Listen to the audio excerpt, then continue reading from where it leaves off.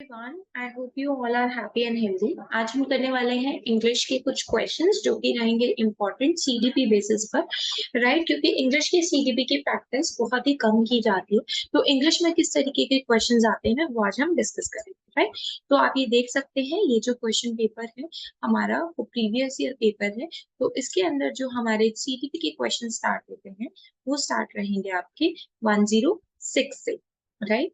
तो 106 से जो हमारे क्वेश्चंस होने वाले हैं वो रहने वाले हैं आपके सीडीपी के। So the first question is what are the three components of PPP model? क्या कंपोनेंट्स है थ्री पीपीपी मॉडल के? तो जो थ्री पीपीपी मॉडल है वो ये कहता है कि पहले आप उसको प्रेजेंट करो, फिर उसकी प्रैक्टिस करो और फिर उसका रिजल्ट प्रोड्यूस करो, राइट? नेक्स्ट क्वेश्चन है a teacher of class 8 discuss determiners. Class में डिस्कस किए डिटरमाइनर्स को in a short text in which determiners occur many times and learner were made to notice them in use. This was followed by learner using the same in their own language and teachers then brought to the notice of the learners. Basically हुआ क्या कि teacher ने बिल्कुल short text में determiners को कराया और बच्चों के नोटिस में वो लाए गए और उनको बोला गया कि आप क्या करो, अपनी ओन लैंग्वेज में उनको यूज करो। तो टीचर यहाँ पे कौन सा पर्पस यूज कर रही है? यहाँ पे टीचर क्या यूज कर रही है? Structure teaching, conscious raising, task based language teaching, communical language teaching. तो इसके अंदर जो बेस्ट आंसर होगा ना वो होगा कॉन्शियस रेजिंग। क्यों कॉन्शियस रेजिंग? क्यों? क्योंकि टीचर चाहती है कि कॉन्शियसली जो बच्चे हैं वो हर एक क्वेश्चन को, जो जो एग्जाम्पल्स उनके डे टू डे लाइफ में यूज हो रहे हैं, उससे डिटरमाइनर्स को और भी अच्छी तरीके से लर्न कर सके। नेक्स्ट क्वेश्चन है a teacher found some aspects of language learning, example reading with understanding a text on scientific concept. तो अब टीचर ने क्या किया, उसने कुछ स्टूडेंट्स को पिक कर लिया जिनको वो नहीं आता था कॉन्सेप्ट, ठीक है? उन्होंने टीचर ने उनका सेपरेट सेशन लिया और उनको सपोर्ट किया कि वो रीड और अंडरस्टैंड कर ले। तो आंसर क्या होगा? फीडबैक लिया टीचर ने थिंकिंग स्किल्स बढ़ाए, हाई ऑर्डर हॉट्स क्वेश्चन कराए, या रेमेडियल टीचिंग? रेमेडियल टीचिंग यहाँ पर क्या कहती है कि टीचर ने उन्हें रेमेडी दी। जैसे हम बीमार होते हैं तो हम भी क्या लेते हैं, हम कुछ रेमेडीज देखते हैं, नुस्खे देखते हैं। ऐसे रेमेडियल टीचिंग जो टीचिंग लाइन में होगा वो ये होगा कि जब टीचर आपको हेल्प कर रही है कि आप उस कॉन्सेप्ट को लर्न करने में और भी अच्छे से लर्न कर पाए, मतलब तो उस टाइम पर हम बोलेंगे रेमेडियल टीचर। नेक्स्ट क्वेश्चन है a teacher wanted her students to learn vocabulary effectively. Teacher चाहती है कि वोकैब जो है बच्चे का अच्छा हो जाए। Which of the following veg जो वो अडाप्ट करे या अडॉप्ट करे ताकि बच्चों की जो वोकैबुलरी है वो अच्छी हो जाए, राइट? सारे न्यू वर्ड्स ब्लैक बोर्ड पे राइट कर दे और उनके मीनिंग बता दे।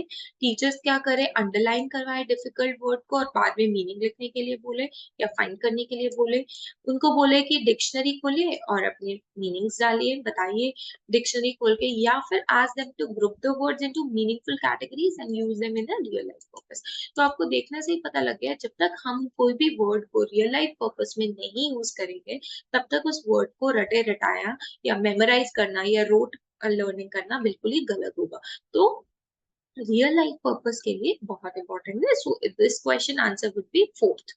अ reader gets the hint based on sound symbol. एक रीडर है जिसको हिंट मिलता है साउंड से, यानी आवाज निकालने से या और सिंबल देने से, उसको डिकोड करने के लिए, राइट? जैसे हम दम शराट खेलते हैं तो दम शराट के अंदर हमें एक्सप्रेशन देने होते हैं या जस्टिस करने होते हैं, ऐसे एक बच्चे को आपने हिंट देना है बट साउंड से या सिंबल से।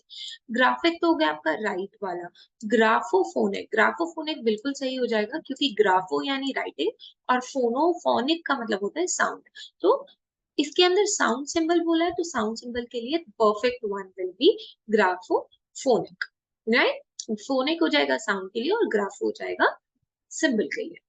India's language and education policy. India की लैंग्वेज जो एजुकेशन पॉलिसी में है उसको हम क्या बोलेंगे? उसको हम नेशनल लैंग्वेज फॉर्मूला बोलेंगे, three language formula, language in education, या ऑफिशियल लैंग्वेज। देखिए आपको पता है कि हम थ्री लैंग्वेज फॉर्मूला को यूज करते हैं, ठीक है, जिसके अंदर आपकी इंग्लिश, हिंदी और मदर टंग आ जाती है, तो इस चीज को जरूर ध्यान में रखिएगा। नेक्स्ट क्वेश्चन जो हमारा है that is 130। 112, right? What is the following activity known as in vocabulary learning? ये जो नीचे activity दी है इसमें ये जो activity है ये है क्या? Find the word which can befriend the word rain, right? Like heavy rain. So जो ये नीचे words दिए गए हैं वो किस तरीके से आपको बताया जा रहा है? देखो collocations वो होते हैं जब वर्ड जो रहते हैं वो एक ही वर्ड होता है बट दोनों वर्ड्स एक ही चीज को दर्शा रहे हैं। तो हैवी रेन जो है यहाँ पे कॉलोकेशन है। कॉलोकेशन का मतलब ये है जैसे हम बोलते हैं कि आ, आप एक एग्जाम्पल की तरह ले सकते हैं कि हैवी रेन है, हैवी बहुत भारी बारिश, पुअर हैंडराइटिंग, तो पुअर और हैंडराइटिंग एक ही चीज के लिए यूज हो रहा है तो वो हो जाएगा आपका collocation. A teacher asked her learner to join the sentences to make short paragraph और उसमें उनको कनेक्टर्स लगाने हैं पैराग्राफ बनाने के लिए जैसे but, and, however, although, etc. तो इस अप्रोच को क्या बोलेंगे? जब टीचर ने बोला कि आपको राइट करना है बट उस राइटिंग करने में आपको ये चीजें भी ऐड करनी है। कंट्रोल कॉम्पोजिशन टीचर ने कंट्रोल करके बच्चों को बोला। Control to free writing approach communicative. Communicative में तो देखिए वो बात करेंगे। फ्री राइटिंग की अगर हम बात करते हैं तो फ्री राइटिंग बोला नहीं है क्योंकि टीचर्स ने इंस्ट्रक्शन दे दी है। तो कंट्रोल टू फ्री राइटिंग इसलिए क्योंकि टीचर्स ने बोला है कि आप सेंटेंसेस को ज्वाइन करिए, तो सेंटेंसेस को ज्वाइन को अपनी मर्जी से कर सकते हैं बट उन्होंने कनेक्टर्स बोल दिया तो वहां पर कंट्रोल्ड अप्रोच आ गई। So it would be control to free writing. And assessment done at the end of 6 months, तो जो भी असेसमेंट एंड में करी जाती है जिसमें आप सिर्फ और सिर्फ बच्चे का इवैल्यूएशन कर रहे हैं, आप बच्चे को रेमेडी नहीं दे पाएंगे, आप बच्चे को की जो मुश्किल है उसको डायग्नोस नहीं कर पाएंगे, उसे हम बोलते हैं summative assessment, right?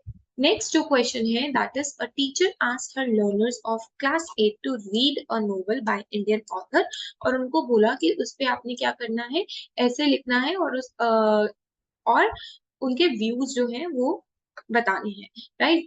What is this known as reading activity? इस रीडिंग एक्टिविटी को हम क्या बोलेंगे? Intensive reading, extensive reading, reading for information या स्कैन? तो the correct answer will be extensive reading. क्यों? क्योंकि एक्सटेंसिव रीडिंग के अंदर क्या होता है, जब उन्हें ऐसे लिखने को बोला अपने व्यूज के giving the views on the novel, तो हम उसको बोलेंगे extensive reading. Scanning simple read करने को बोला जाता है इसलिए हम उसको कंसिडर नहीं करेंगे।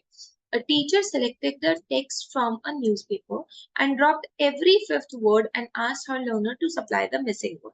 यानी एक टीचर ने न्यूज़पेपर लिया और उस न्यूज़पेपर में उसने ब्लैंक्स छोड़ दिए हर फिफ्थ वर्ड में और बच्चे को बोला कि आप इसमें फिल करिए कौन सा वर्ड प्रॉपर आएगा। तो देखिए एक क्लोज टेस्ट आपने देखा होगा, एक पैराग्राफ होता है उसमें डैश दिया होता है, फिर एक पैराग्राफ होता है फिर डैश होता है, उसे बोलते हैं क्लोज टेस्ट, ठीक है? उसमें हमें सूटेबल वर्ड्स फिल करने होते हैं, उसकी चॉइसेस भी हमें दी जाती हैं। मल्टीलिंग्विज्म, इससे तो देख के ही आपको पता लग रहा है मल्टी यानी मेनी, लिंग्विज्म यानी बहुत सारी आपकी भाषाएं। तो अगर हम मल्टीलिंग्विज्म की बात करें तो जो बेस्ट ऑप्शन रहेगा वो फर्स्ट ही हो जाएगा कि using the languages of learner for teaching learning, right? Learning के लिए आप भाषाओं को यूज करना अलग अलग सब्जेक्ट्स के अंदर, right? So that would be मल्टीलिंग्विज्म हो गया। लास्ट 5 क्वेश्चंस रह गए हैं। अगर आपको वीडियो अच्छी लग रही है, समझ में आ रही है तो प्लीज चैनल को लाइक करिएगा, सब्सक्राइब करिएगा एंड थैंक यू वीडियो पे बने रहने के लिए। Denotative meaning of word is, denotative meaning जो होगा वो क्या रहेगा? फैक्चुअल मीनिंग और basic meaning, much more than a word actually means, figurative meaning या ग्रामेटिकल। देखिए डेनोटेटिव मीनिंग वो होता है जो कि उसका फैक्चुअल मीनिंग होगा या बेसिक मीनिंग होगा। We acquire language by understanding input that is little beyond our current level. What is the pedagogical concept known as? हम लैंग्वेज को एक्वायर करते हैं बाय अंडरस्टैंडिंग द इनपुट, जो भी इनपुट दिया जा रहा है, मैं बोल रही हूँ आप सुन रहे हैं, आप मेरी तरफ से इनपुट दिया जा रहा है और सुन रहे हैं, और बियॉन्ड आवर करंट लेवल, कई बार हम कुछ चीजें बाहर से एक्वायर करते हैं, राइट? तो इस मेथड को क्या बोला जाता है? दैट इज इनपुट हाइपोथेसिस, क्योंकि इनपुट देने से आप किसी चीज को समझ रहे हैं और स्पेशली लैंग्वेज को एक्वायर कर रहे हैं, that is input hypothesis. What is the status given to the English by Indian constitution? English को हमने क्या बोला गया है? English को हम ऑफिशियल लैंग्वेज बोलते हैं या फिर associate official language, national language या लैंग्वेज। देखिए, यहाँ पर आप सब कहेंगे कि जो आंसर होना चाहिए वो ऑफिशियल लैंग्वेज होना चाहिए, बट यहाँ पर जो आंसर रहेगा एसोसिएट ऑफिशियल इसलिए क्योंकि हिंदी भी ऑफिशियल लैंग्वेज में आती है और हिंदी के साथ साथ इंग्लिश भी, राइट? तो इसीलिए आंसर जो हो जाएगा associate official language. So in the end आप देख सकते, आपको एक स्लाइड मिलेगी जिस स्लाइड के अंदर आप देखेंगे कि आपको एक ईमेल दी गई है। अगर आपको कोई भी क्वेरीज है या आपको कोई भी क्लास के रिगार्डिंग पूछना है तो आप उस पर मेल कर सकते हैं। Thank you so much.